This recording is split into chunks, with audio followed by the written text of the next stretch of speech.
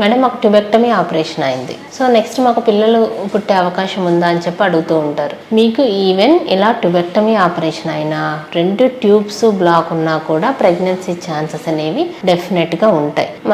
మీరు కొన్ని రకాల ట్రీట్మెంట్స్ అనేవి తీసుకోవాల్సి ఉంటుంది. Right and left fallopian tubes ఉంటాయన్నమాట. ఈ ట్యూబ్స్లో ఎవ్రీ మంత్ ఎగ్ రిలీజ్ అయిన తర్వాత మనకి ఆ బేబీ ఫార్మేషన్ అనేది ట్యూబ్లోనే జరుగుతుంది. ఆ విధంగా ఎంబ్రియో ఫామ్ అయ్యి ఆ ఎంబ్రియో గర్భసంచిలోకి ట్రాన్స్మిట్ అవుతుంది, అక్కడ ఇంప్లాంట్ అవుతుంది. బట్ ఇలా ట్యూబెక్టమీ చేయించుకున్న పేషెంట్లు కానీ కొంతమందికి కొన్ని రకాల ఇన్ఫెక్షన్స్, మెయిన్గా ట్యూబర్క్యులోసిస్ కానీ కొన్ని రకాల ప్రాబ్లమ్స్ వల్ల ఎండోమెట్రియోసిస్ అంటారు. ఇటువంటి ప్రాబ్లమ్స్ వల్ల ఏమవుతుందంటే ట్యూబ్స్ అనేవి బ్లాక్ అవుతాయి.